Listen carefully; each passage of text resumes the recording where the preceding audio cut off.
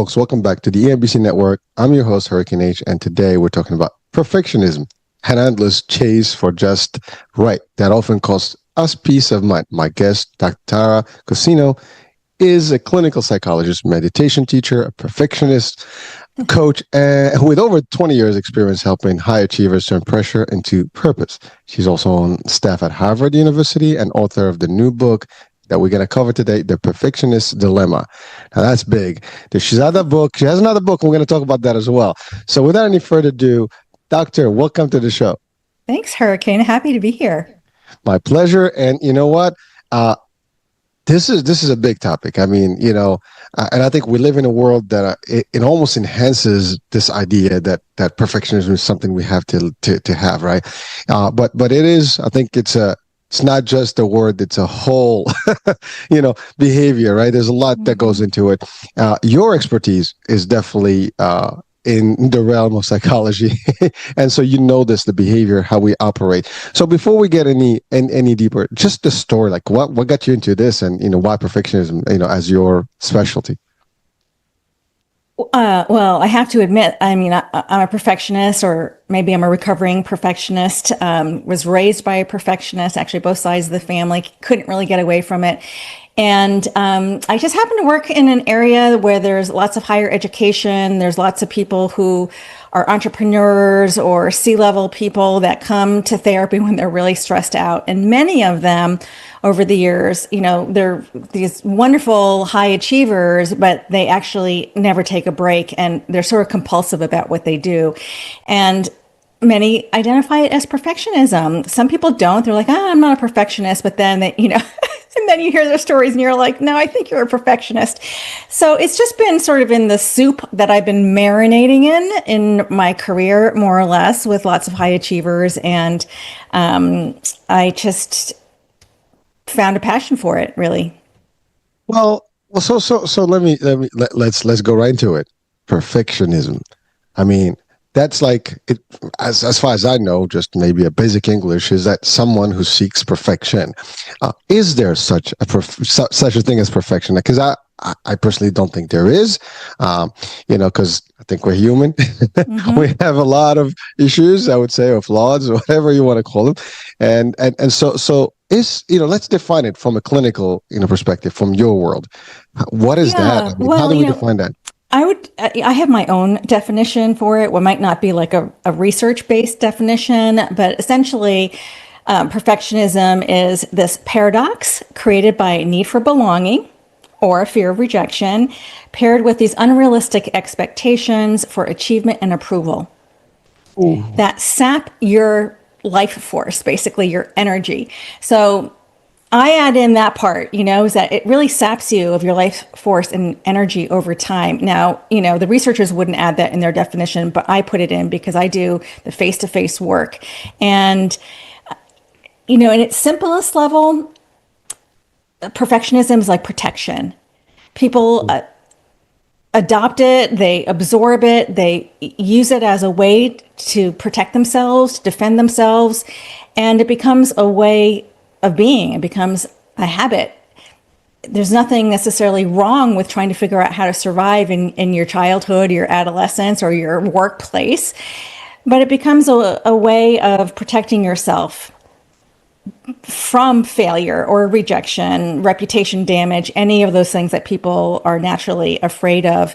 And so it kind of makes sense. And it's often people's favorite flaw, their humble brag is about, I'm a perfectionist. And then I'm like, okay, how is that going for you in your life? And then you start to kind of look under the hood and you're like, oh, wow, it sounds really tense. Listen, I think I've experienced some of it personally. I mean, like at work, you always try to do the best, and you want to do more than the best. And and by the way, it's from a motivation or inspiration piece. I mean, yes, you want to achieve as much as you said. High achievers, they try to strive for that, right? But at what cost, and what does it take, and does it really work, and what are the ramifications around you, and so on and so forth. I mean, you said that you were yourself, yes. One, and you kind of been given that from your hierarchy there in the family, right? So let's talk about that journey. Like, how was the experience of living with a perfectionist, and in the perfectionism world in your way that really influenced you to even be one, and then kind of like, wait a minute, yeah, there's more to this. So let's guide, because I mean, I'm sure there are people out there that are in the same boat, that are in the same shoes that you've been on and so how does that work for all of us out there? Well, listen, it's really diverse. Perfectionism isn't just one thing. And even researchers who try to define it have all these sort of subtypes that they've identified. I would say, like, my personal story is, so I was raised by a German mom that had to have everything like neat. We couldn't go out and play until we dusted the shelves. I mean, really almost a little bit OCD-ish in a way. But that was like, so I just grew up with that, is that everything had to be in its place and everything had to be clean and proper. And we always, even though we really struggled, we were on food stamps, nobody had any idea that we were struggling, because we presented ourselves as really well put together and pretty savvy. And so it became this veneer, maybe even dipping into a little bit of imposter syndrome. And that was just how we grew up. And it was a survival strategy. My mom, she ended up being a single mom and had to raise us, but it was very much, everything, we had rules. There were just so many rules growing up. I actually, as a teenager, really rebelled against that, but you can't help but absorb that. And some of the research does show, like with twin studies, how much is inherited, and it's about 30 to 40% heritability, which is similar to other kinds of traits. So you could actually just have it in your gene pool, that this need to have everything nice and neat. So there's that. But then there's what you were mentioning at the beginning, Hurricane, which is like, you can't really even get away from it in our society and our culture, because we're just being constantly fed 24/7 what it means to be successful and wealthy and attractive. And, we just absorb this idea that we have to keep doing more and being better. So we can't really get around it just based on where, looking at social media feeds or ads or billboards or your peers. So it's hard to get away from.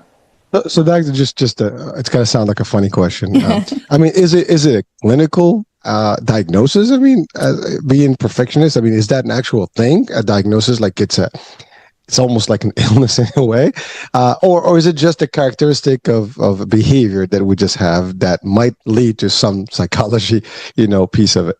No, it's a really good question. So there's no diagnosis of perfectionism. Perfectionism is considered transdiagnostic, meaning that it's an element that will show up in a number of conditions like depression, anxiety, suicidality, OCD, obsessive compulsive personality disorder.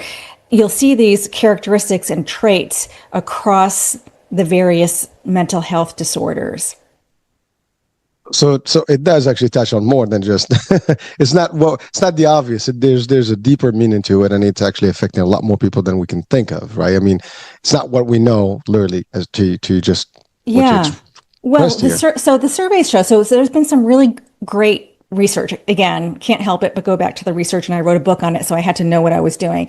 But they've been doing studies, often with college students. They're always the participants in a lot of studies. But over 30 years, they've been really tracking these traits of perfectionism, and they've kind of narrowed it down to several types. So one type of perfectionism, which I think that you and I probably would identify, is self-oriented perfectionism. You strive for excellence, you set the bar for yourself, you're trying to achieve some sort of goal, and failure is not an option, and that's, a lot of people can identify with that. It's like your own set of values and great. Like, no one's taking away the value, striving for the value of excellence, but it can become rigid, right? It can become very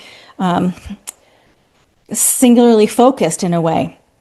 There's another type that's called other-oriented perfectionism, and this is, I think, what we see, like, in the movies, like, the mean boss, the Devil Wears Prada, Meryl Streep's character Miranda, we have all these sort of images. We can even think of Martha Stewart or the Monica on Friends. There's these sort of like, they want other people to be doing everything, putting things in their place, that sort of thing. So there's that. And then there's what's called socially prescribed perfectionism. And this is what I call the compare and despair perfectionism, that you are actually comparing yourself to other people, to their achievements, to how they look. And this is the one that the researchers have identified where there are the most vulnerabilities to mental health concerns is, when you're comparing yourself all the time to other people. And that obviously, if you don't measure up in some way in your own perception, it can lead to, self-doubt, poor self-confidence, shame, all sorts of things. And so that's the one that I feel like is the most pernicious. And if you're on social media a lot, it's going to reinforce that. So that's the one that I feel like is a little bit tricky. And then there's another type, which is self-presentation style perfectionism, which I definitely have because that's what my mother taught us, is that you always had to kind of, look good in church, look good in the community, present yourself well, So there's all these sort of different flavors of it. And I think most people can identify with some or kind of see it on a spectrum, like, oh yeah, I've got a little bit of that and I have a little bit of that too. And it comes out really in certain kinds of contexts. Right? It might not be there all the time, but it might show up in the workplace or it might show up in a competitive situation. Well, doctor, I'm listening to you. I mean, it sounds like I think every one of us out there can identify to one of the others, that you just mentioned, and if not a mixture of all those, especially nowadays, as you said. And I want to take some time to talk about the new generation and the social world that we live in, the social media specifically. But you mentioned movies and stuff. This is not new. I mean, from the onset of filmmaking, I think, and TV, right? You had looks and things that have been almost portrayed and presented to us as the way to do things. And so many families would actually identify and, hey, you should look like this, you should dress like this, you should do that stuff. And that's the way. Even in restoration and in hospitality, right? There's a way to do things. There's an etiquette to everything. Now, some of it's like, well, it says culture, this, the other, but it could be leading to people like really being that fanatic in how they operate and how they move. I mean, OCD, like you have to put things, sometimes I do it. If you come to my office, it cannot be messy. Everything's got to be in this place. If something moves, I'll literally fix Yes, it back. I know. I'm the same way. So I'm telling you, I think we all have a little bit of that, problematic. Is it a problem? That's the question. Is it healthy? That's the other question, right? I think overdoing anything, right, in extreme measures will always turn out to be bad. And you just mentioned a few diagnoses that, depression, anxiety, all these things that can be, I guess the highlighter or the underlining condition, if you want to call it, of whatever the behavior is that we're talking about, right? Now, perfectionist is someone that's really seeking that. Is that you did mention it could be even genetically handed down to you, but really, how does someone kind of like really just think? From a psychological perspective, we're not born with it. You take this behavior from your surroundings, again, parents, TV, all the stuff, but then it's a choice too. Like, why do we is there a study in your own expertise here that proves that we actually the ones who decide whether we want to be or not? Because we have people that actually are completely careless, and they just want to live free. They want to do stuff. They don't want to, follow any structure in society. And as you mentioned, the word rebel, so they rebel, against everything, right? And so we have that. So what gives someone can actually be that way, like in very solid into like this world, and someone's like, you know what, I don't care about the rules. I just want to be me. And we do hear that also in psychology, like be you, feel you, don't worry about the rest. So why is there a contrast there?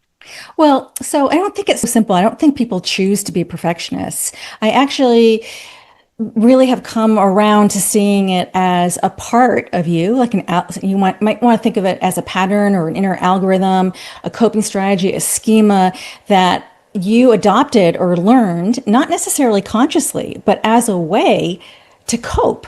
So, I think of, so I work in higher ed, and sometimes there'll be students that they're afraid to look at their grades. And the only way that they know that they're actually have not failed is that they can register for classes the next semester, because the fear of a failure or not doing well is so great. Like their identity is wrapped around, having to be the straight A student or to be perfect.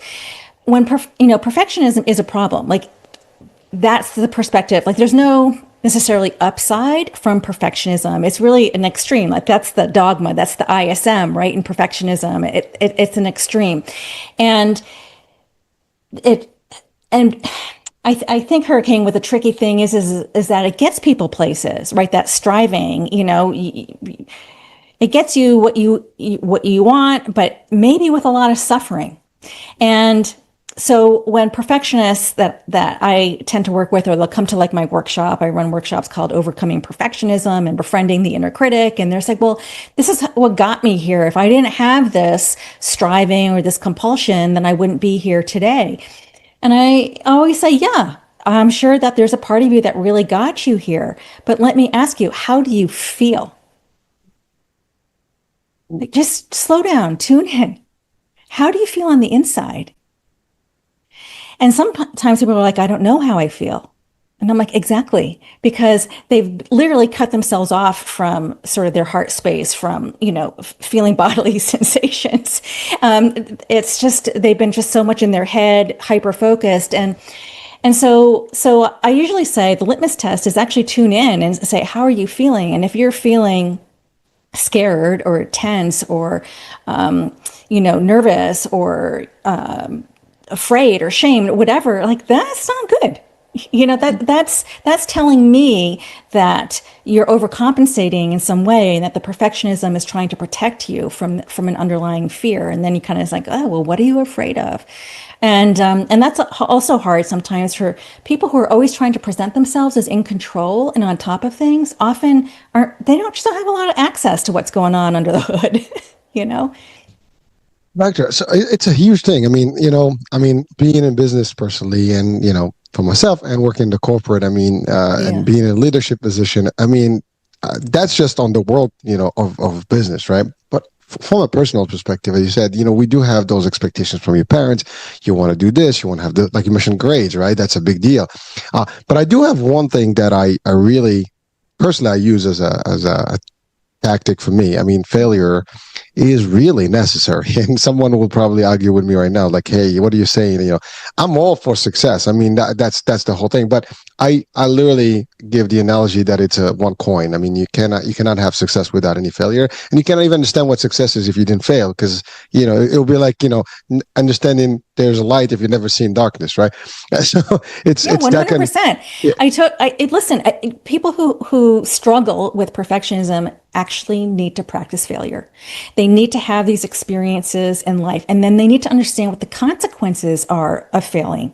It might mean that you actually have to do something over again, or you have to pivot. You have to think of something different. It's really important to have those experiences in the world. And I totally agree with you. You can't succeed unless you actually know failure.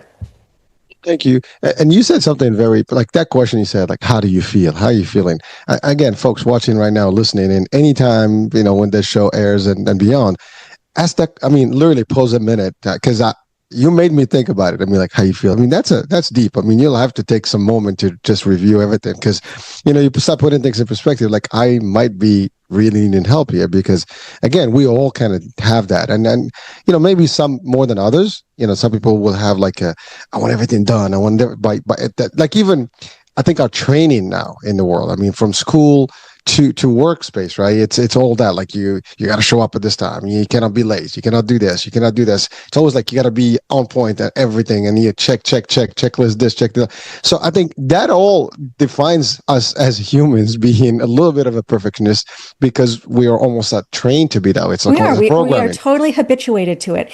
And when we have this habit of perfectionism, if you will, or trying to do the right thing all the time, it causes so much underlying tension that we're actually really not connected to. And from a clinical perspective, it's like you really actually have to make that pause and say and tune in. Like, how are you feeling? What is happening? What do you need? If you are nervous, okay, that's normal in most circumstances.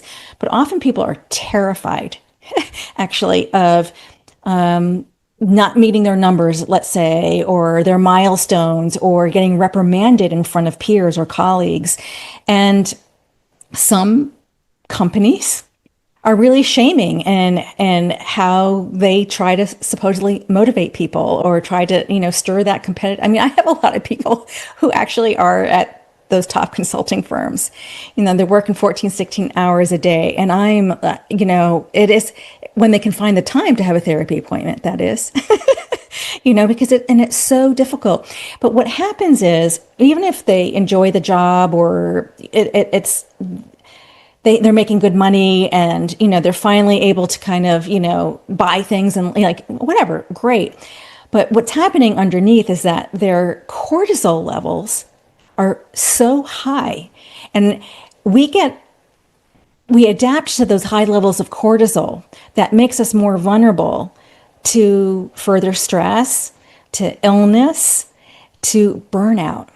And cortisol is basically your body's way of asking for more fuel, right? It's like the body's way of making glucose. And so when our cortisols are really high, and we've adapted over many years to that, it makes you actually more vulnerable.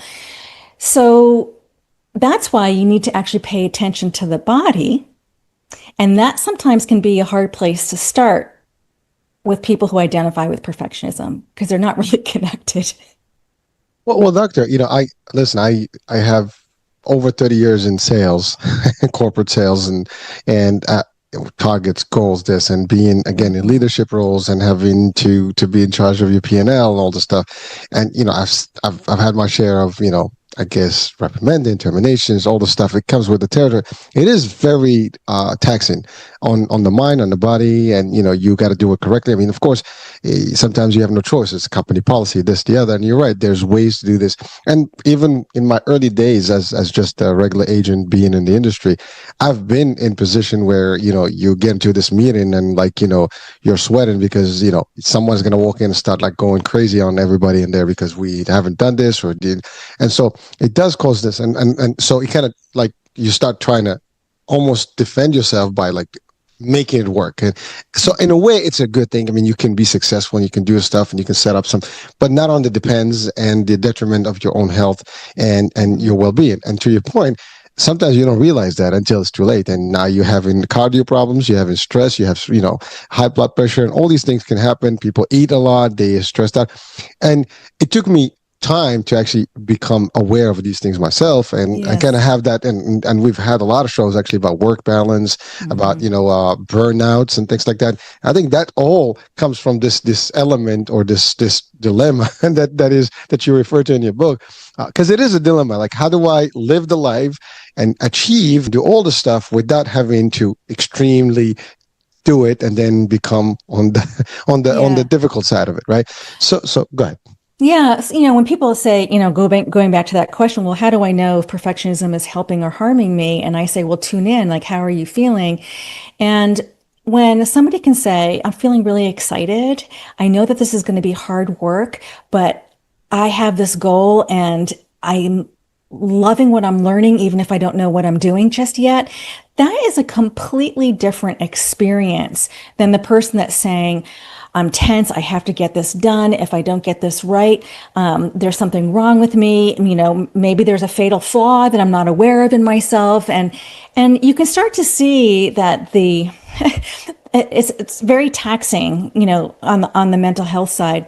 I had a young man this week who is, he's applying for jobs in the business world, right? And, he's got this question, do I stay in academics or do I go into industry and all of this? And so he's spreading himself all over the place. He's trying to kind of hedge his bets, so he's applying to jobs in both areas. And of course, that's going to be really consuming. But, he found out somehow that he didn't make the first cut. And he knows it's part of the process. You're not going to make every cut. But he really spent several days going like it's like the inner critic just got so activated. What is wrong with me? What could I have done better about that? Maybe I'm not good enough. What do I need to do better the next time? Now, on the one hand, these could be good reflection questions to a point, but not when it consumes your entire day. And, and he has a partner and she's just like, you got to let it go, honey. You got to come eat dinner or let it go, but when you're really hooked by it, that's when, it's really not helpful. So I do a lot of work on helping people identify their inner critic. Well, doctor, I mean, there's a lot of elements, right? So to your point, this is just a great example. You're looking for work, and and by the way, this is happening more. I mean, I've been doing a lot of research, and for my work as well as in just for the shows in the media, and there's a huge talk about how people today are submitting resumes, unemployment is higher, they're not getting responses because the algorithms are not doing it. And people are frustrated, like, I am good. I mean, I have all this stuff, but I can't even get past the initial, contact here. I can't even talk to someone to talk. I mean, back in the days, you get introduced, you meet, interview, right. You impress. That's the first good start, right? Now you don't even get past that first point, right? And so that can get people really frustrated, and especially someone who has been in a streak and a good, path. And all of a sudden it's like, whoa, what happened to me? And that could actually have a bad effect mentally it can totally affect your self-esteem. I mean, and it's exhausting. I think of my younger daughter when she graduated from college right after COVID.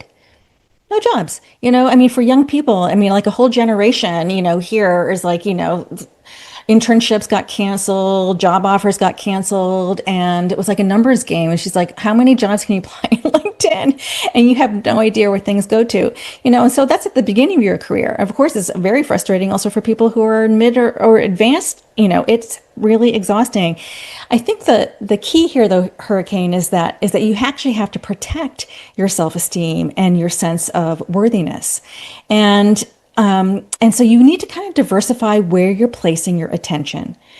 So cognitively, we all are born with what we call the negativity bias. Maybe this has showed up on some of your shows in the past, but the negativity bias is basically an aspect of your attention networks in the brain that's going to focus on the negative. Like it's going to focus on any cues or warnings or signals because God forbid, we get, attacked by a tiger, right? And so our minds are just naturally oriented to looking out for anything that can go wrong. So you have a poor job market. Guess what? Your negativity bias is really inflamed or really activated. However, I always say, God, the negativity bias is inflamed today because it's just, looking at all the what ifs, nothing happens. And we actually have to catch that and protect ourselves from it and diversify where our attention goes.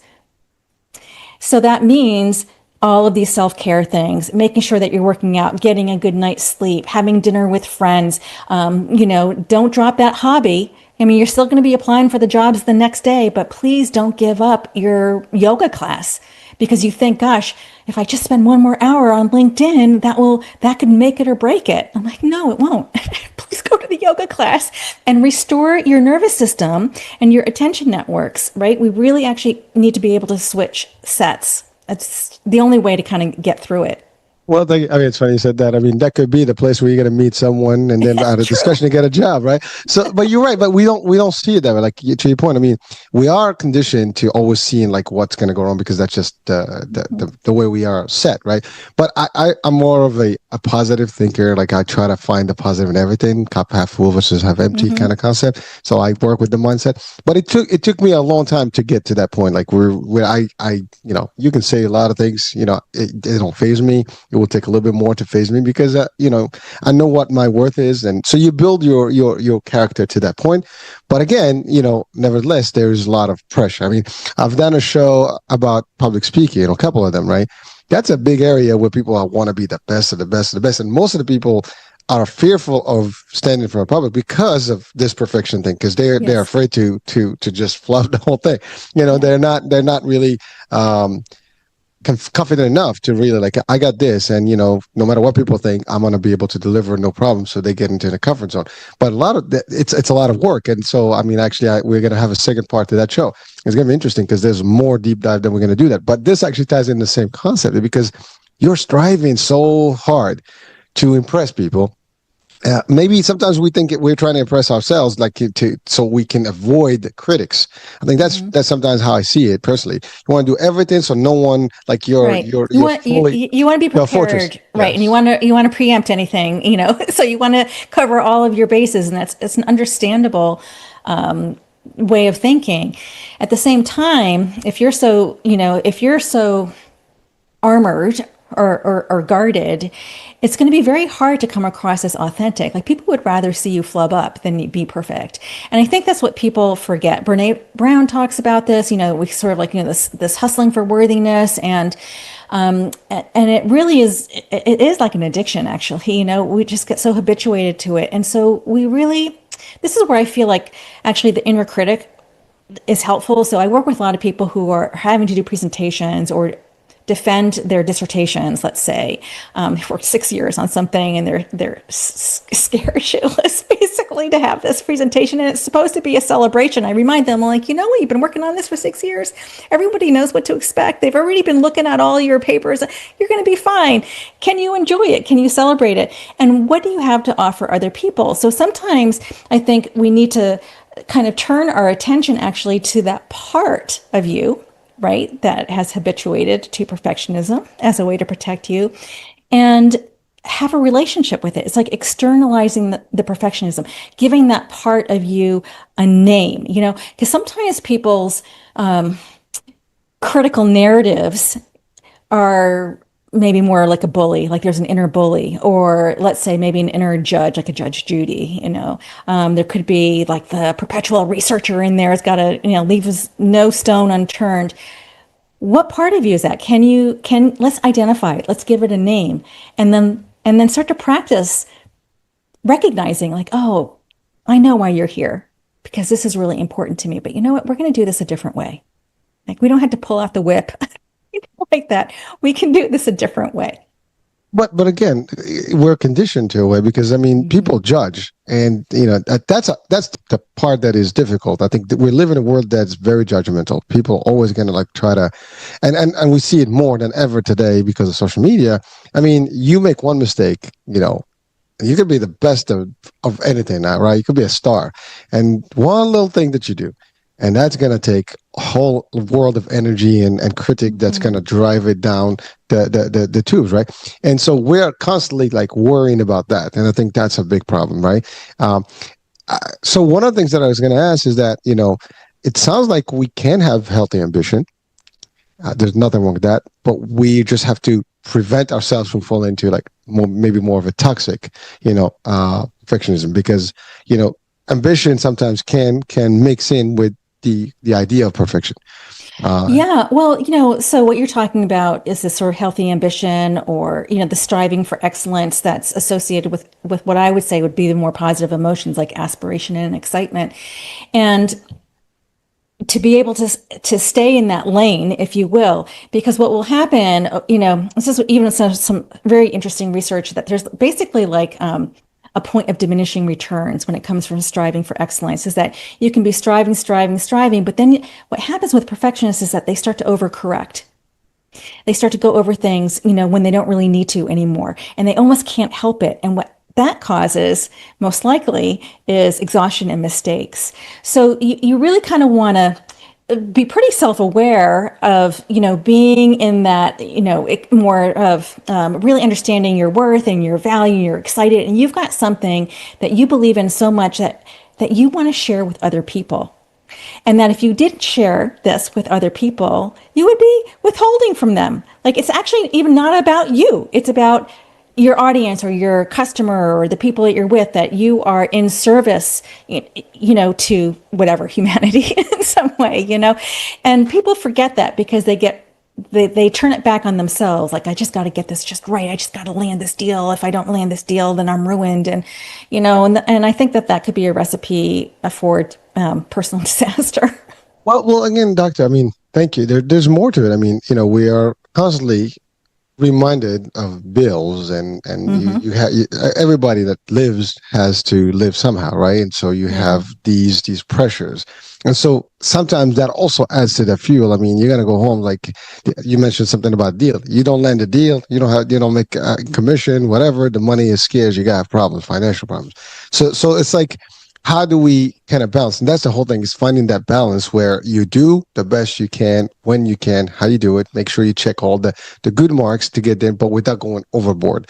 I think Yeah. that's really the at least that's how I see it. Once you, to your point, you go overboard, you gotta just start losing track of what Mm-hmm. really, because sometimes you get so lost in the whole mix, you don't even see where Right. your first goal or target was, because you're just beyond that. That's a problem.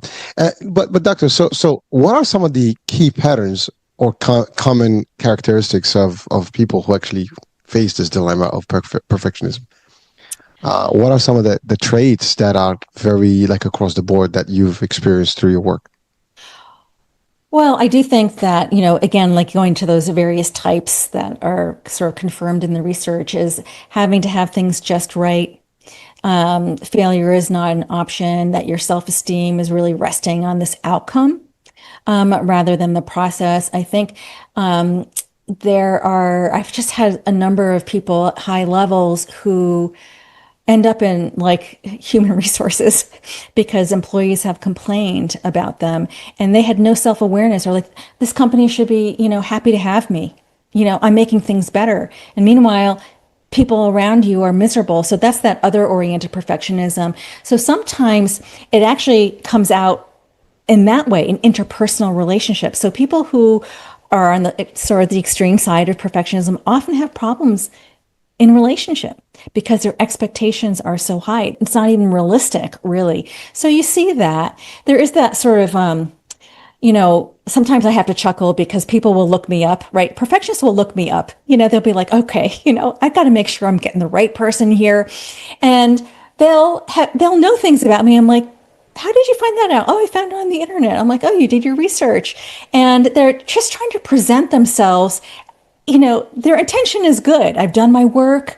I know who you are. I pick you. And it's definitely that self-presentation style, right? And so I try to kind of like charm and disarm them, like, just to kind of let them relax a little bit. So I feel like with perfectionists, they're pretty tense all the time. I mean, you can't really show me a relaxed perfectionist. Ooh, that's a good question. So, folks, if you're watching and listening, that's a good one.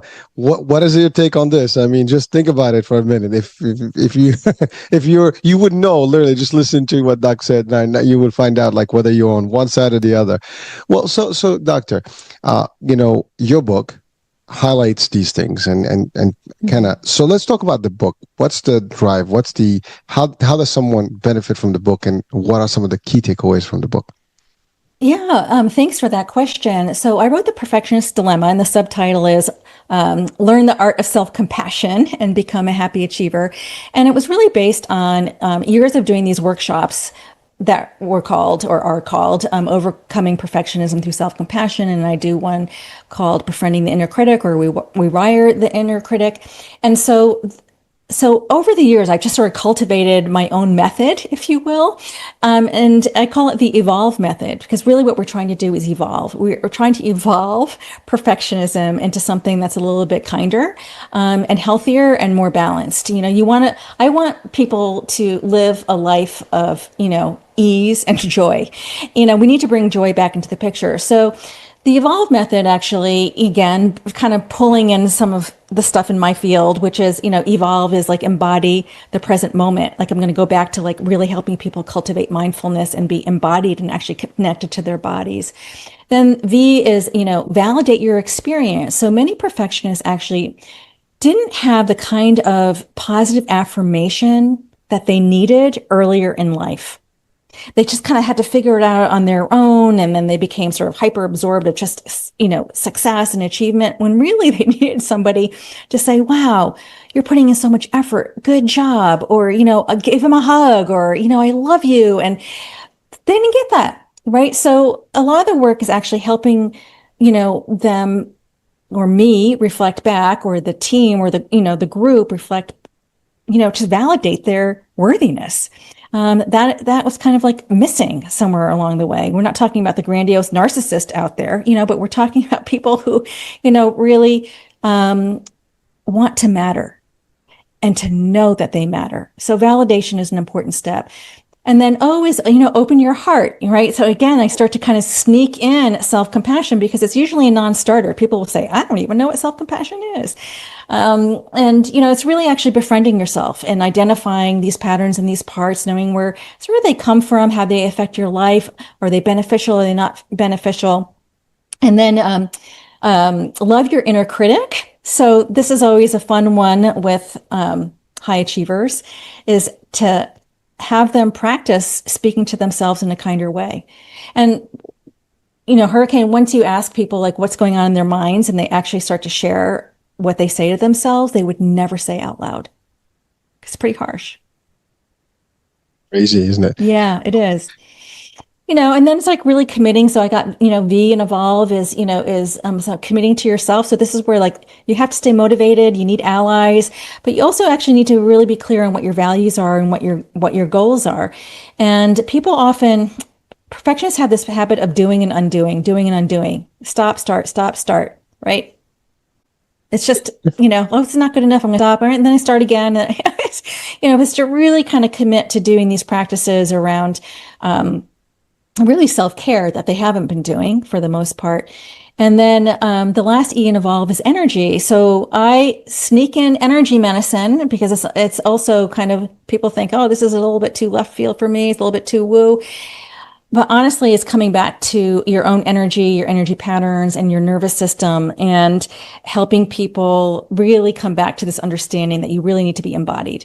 You need to be connected, internally, and that takes some practice. So I kind of come back around. So my two E's are kind of connected: embody the present moment and spark the energy of excellence. So, well, here's something funny about what I'm hearing right now is that I think you and I, we met somewhere in the universe before because our tagline is time to evolve. Oh, yeah. So really, I guess now I know where I came from. Somehow it doesn't make sense to evolve. And frankly, if someone's watching and listening, folks, I mean, these will make your life very livable, very happy, while you can still be an achiever. Because I think that's really the big difference. Who says that we have to be high achievers and sacrifice everything else? Exactly. That doesn't work. And frankly, I don't know, when you talk to someone who's probably younger in their age, they don't see some of the things. And sometimes with time, we get a little bit more wise and, we gain a little bit more expertise in life. And you start realizing that life is too short. Striving too hard and trying to impress people may not always work. And it doesn't matter how good you are and how well you do things. Sometimes people will still look the other way and you might be forgotten too. I mean, you have stars that actually get forgotten over time, whatever the case may be. So don't think that you're just going to have to do this. I think in a way, we have to be, to your point, just more aware and self-compassionate, ourselves. And sometimes doing that, you can also, as you said, some of the people are so extreme that they don't realize that they're hurting other people around them. And that could be personal family. You might even get people that divorce. I mean, we have high divorce rates. People sometimes, it's not so much narcissism as you said, but somewhere in between. Before you get to that level, you can get to a point where it's like it's not healthy. Like, I don't want to deal with this person anymore. And so there you go. Then it could also be with your children, right? And vice versa with your parents. So there's a lot of this stuff that can happen that can really be hurtful to your own being. And finally, I mean, at the end of the day, that to your point mentioned cortisol and stress. Now you're going to affect your health. And, if you lose your health, trust me, you can be all the perfectionist you want. It's not going to help you at this point. Now you're going to be in drugs and medicine and, treatment. So it's not worth it. So I think it's just a matter of really realizing what to do, when to do it, how well you can do it without going extreme. And extremism in anything can be bad. Now you've thrown the word kindness in there. And I know you've written a book also about kindness. That was your first book. So let's talk about how important kindness is in the balance of this whole thing to get us not to be, in the world of maybe perfection, but not really to be the perfectionist, because I don't think there will ever be such a thing. If anything, it will be the negative thing, which we'll try to avoid here. Yeah, listen, we live in a culture that operates on meanness and negativity. And I mean, again, because it's very basic to the brain, is that's what gets your attention, right? And so our news feeds, everything, it's very negative. We live in a lot of negativity, and I keep thinking that it's going to evolve. Sometimes it feels like it's just We getting hope so. worse, right? But kindness, is, people, oh, that's nice and soft and sweet, but it's actually, it's a really a strong skill to have. And it's so important. And the way that, when I first wrote about kindness, it was because actually my daughter got beaten up by like another girl a senior year of high school. And I was like, what has happened to like basic kindness, and where has it gone? And so I just like, I just put my research cap on. What does the research say about kindness? And it's just been really interesting because there's been a lot of studies on kindness and different kinds of kindness, acts of kindness or self-compassion, kindness towards yourself, kindness in the workplace.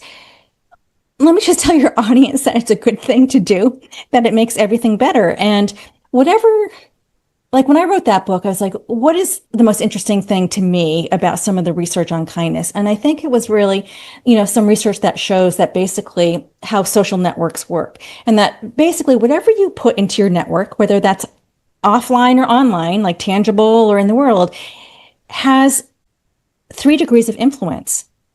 So if you put something negative out there, it is going to affect person the person that they know, and the person that that person knows, right? And it doesn't matter if it's a positive or negative. But the thing is with negativity, it's so rapid fire and it spreads so quickly that we actually have to double down on our efforts of inserting positivity and kindness in the world. Like we actually need an army because one person can actually ruin things for everybody. But you get some allies and you start doing acts of kindness. It changes not only your sort of physical health, but the interpersonal relationships. And it sounds so obvious, but people need to be reminded.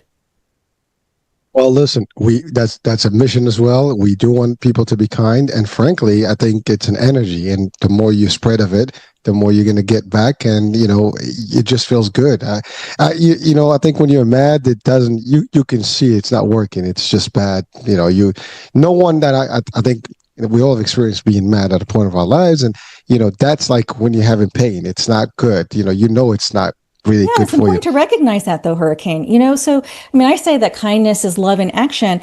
And if you're mad or angry or upset, by all means, name it. Because I think one of the things that we try to do is we try to avoid, what's painful and hard. But actually, with compassion, which is similar to kindness, I mean, compassion is connecting to the suffering in another person or people, is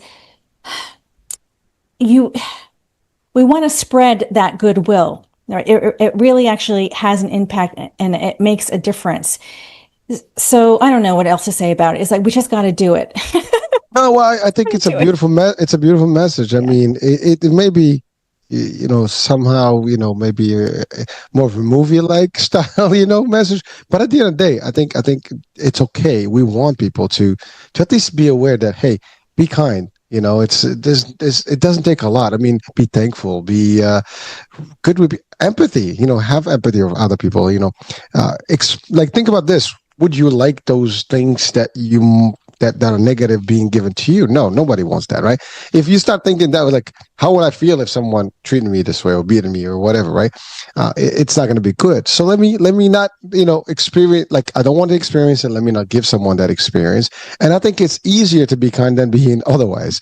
I mean, even smiling can be kindness, right? I mean, just Absolutely. you look at Yes. somebody. I mean, actually, it's funny. I was watching a reel earlier, and it just came out of my feed, and it's funny because like this guy's just walking around and he's just like making good comments to people, like giving them good compliments. Hey, your Yeah. dress is nice, and this and that. And you'll see like when he approaches these people, they look at him like they're ready to fight. And as soon as he gives that question, oh, thank you so much, and they smile like big. I mean, and so it's amazing. Like one little action can bring some Totally. happiness to someone, and it changes the dynamic. So Absolutely. It really does make a difference. And it makes a difference in the workplace and in schools and home and your family. I always tell people at the end of the day, instead of asking how did your day go, because people will be like, oh, right, there'll be all the complaints. It's like, what went well today? What surprised you? What delighted you today?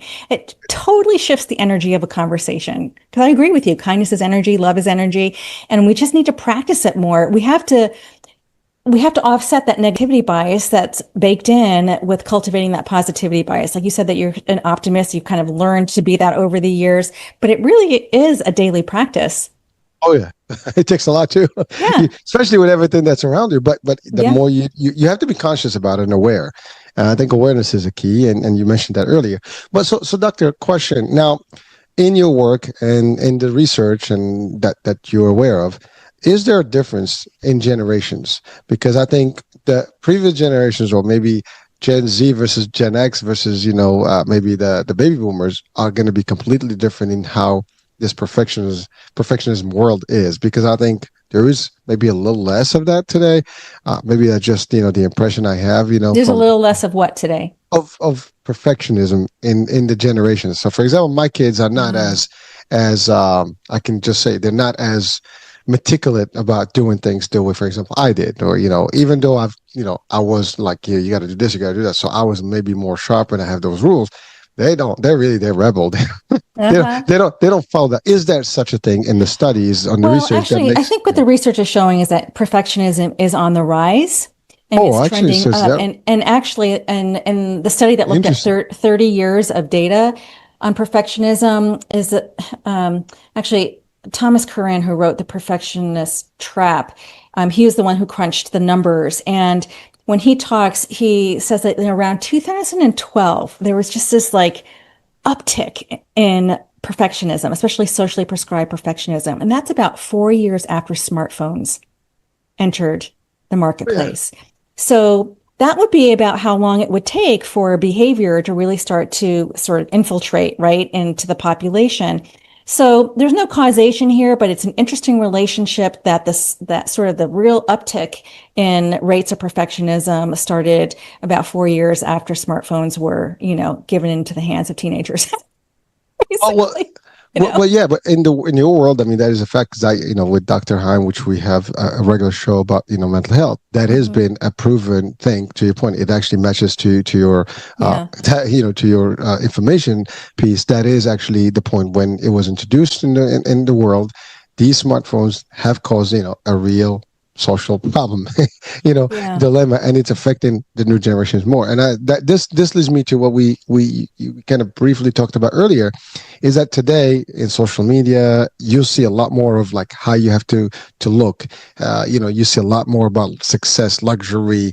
If you're not driving this car, you don't have this bag, you don't dress this way, you don't have this brand, all this stuff. So people are like, I want to look like that. And by the way, that is global. I can tell you this is not Oh, just in the US absolutely. or in No, I Canada or the understand. West. Everywhere. I mean, I just came from overseas. That's the same. Doesn't matter because now it's access, free access to information on the same platform. So now I know, for example, in Australia next year they're going to stop, and I think there's other places that they are contemplating the idea of limiting the age Yeah. of using platforms such as TikTok and all these things, YouTube and all these social platforms, because they don't want the introduction of these Mhm. problems to the younger folks, and therefore they Right. cannot. Delay it as long as you can, basically. Well, once you mature a little bit more, I guess you'll have a better, Yeah. and you'll have. I mean, it's studies well proven Mhm. that this is a problem. The science, as Dr. Ham will refer to it, the science is Yeah. real. Yes. So it's amazing. So thank you. I mean, I wanted to just to see if that was a difference in the generation, because I think we were raised back in the days, at least in my time, that you got to do certain things. This is how you do it. I didn't realize that is actually just as Well, bad with the new generation with the social piece. yeah. So I'm probably just a little bit older than you, but I've got kids, who've graduated from college. And I would say that what I really appreciate about the younger generation is, in a way, they're more open. They're more open to diversity. They're more aware of a lot of things, and yet at the same time, perfectionism, especially around achievement and goals, that's where it's really kind of ticked up, and if some people have a more balanced view about achievement and getting grades, God love them actually, because I always told my kids, I never looked at I have no idea what their SAT scores were. I'm like, do you know that there's zero correlation between your SAT score and success in life? I don't care what you get on your tests, but I probably And to was that, unusual in that regard, because there isn't a correlation. But so I think the younger generations are really interesting. I feel like they're much more open in a lot of ways, less rigid than maybe like the boomers or Gen X's. I'm on the cusp of the Gen X. It's interesting. I don't know. Every generation's a little different. I'm a Gen X, and again, like I said, my mom raised me very, like everything's got to be done. There's goals. You got to do this. You got to be successful, and I kind of lived with that. So I kind of became that. Also, like I wanted that. I had the same expectations, but I saw that my kids are not as rigid as I was. So they kind of more like, I do my thing. I just they go with the flow. They're less stressed in a way, right? But I didn't pay mind to the idea, as you said, like it's more on the achievement side, on their own thing. So they have their own way to look at it. And you're right. Today is like there's a certain way to do things that is expected from them, and so there's that peer pressure that we hear all the time, especially in the high school era. Days. Yeah. That's big. My kids just they're all in college now, but at the time, that was a big deal. Well, my friends are doing this, my friends are doing that, and it becomes like Exactly. you're supposed to be exactly like that, and like you Yeah. don't need to conform with them. I love what you said about like there is no correlation that your intelligence and intellect does not have to do anything with the metrics out there. Yes, there is some of it, but it's not like an indicator that you're gonna fail. Many people, had, and maybe success stories have not mastered certain things in the school world, and they became the greatest sensations in the world for a lot of areas, right? Exactly. Yeah. So we have those, and so to your point, we don't have to strive too hard, but we have to find that balance. It's all about balance in the end, and having that self-awareness that you might have a tendency or you might have a trait, or that and that it serves a purpose, like it serves a need, right? So I try to really have a lot of compassion for people who struggle with perfectionism. It's like it's really serving some need. Let's understand what the underlying need is. What's the unmet need? What is the fear? Can we start working from that place, from a non-judgmental kind place, to help that evolve so that you can relax a little bit, have more fun, diversify the things that you actually enjoy in life. And it can't just be this one thing, right? I always say if your personality is like a pie chart, like it just can't be one thing. You have a lot of little slivers in there, what are those? So Again, this is your work and you're helping people. So my next question, or at least my next, thing here, point is, you work with people. So how can people work with you? And are you doing this in terms of like a coaching or just, sessions, or what kind of programs do you offer? And where is it online only? Can they see you physically? So let's talk about your work, and that's beyond the book. just like how you can help people. You do in the show, for example, this is helpful. Now people can listen to it and at least get some of it. Hopefully they get the book. Because I do want to say this. Your book sounds like something that can be used literally in all HR, trainings, because I think if we can go through this concept here, I think we'll evolve at work too. So all the people that are in leadership roles and stuff, they can actually be well prepared to well, it might be my this. next book is actually, dealing with perfectionism in the workplace. I don't know. We'll see, but I've been thinking about it. All right. Well, again, but you already have one, because I do see the value of this as even not full, but like some of the components to be part of the training. No, absolutely. It's the same approach. No matter the age or the context. But I actually just finished up my first, producing my first online digital course called Rewire Your Inner Critic. And people can come to my website, TaraCousineau.com, and you'll see the tab for the course. They can sign up to do that. And I do offer through that monthly open office hour coaching calls. I do have a small private practice, coaching practice on the side. I work part-time at Harvard University's Counseling Center and then part-time in private practice. I have a new Substack, so that's been really fun. And I've really actually had to practice sort of calming my own perfectionism, like how the heck how does this work? But I have a new publication called The Peaceful Perfectionist. So I would love for people to come and check that out. And that's where I talk about some of the other things that I do. And then, of course, I have free Happy Achiever tools, and they're on my book website. So you can go to perfectionistdilemma.com and download those free tools. And it's sort of like just a handful of my favorite coping skills. So. It looks like there's a lot of access to you. So no excuse, folks, if you're watching or listening and you do want to, get a best, or if you know someone who's really struggling, because that's the other thing. Sometimes it's not about just us. I mean, I think we all know someone who has a perfectionism problem, so, and it's not a problem, but it's someone who has the challenge. Exactly. So that's a better word.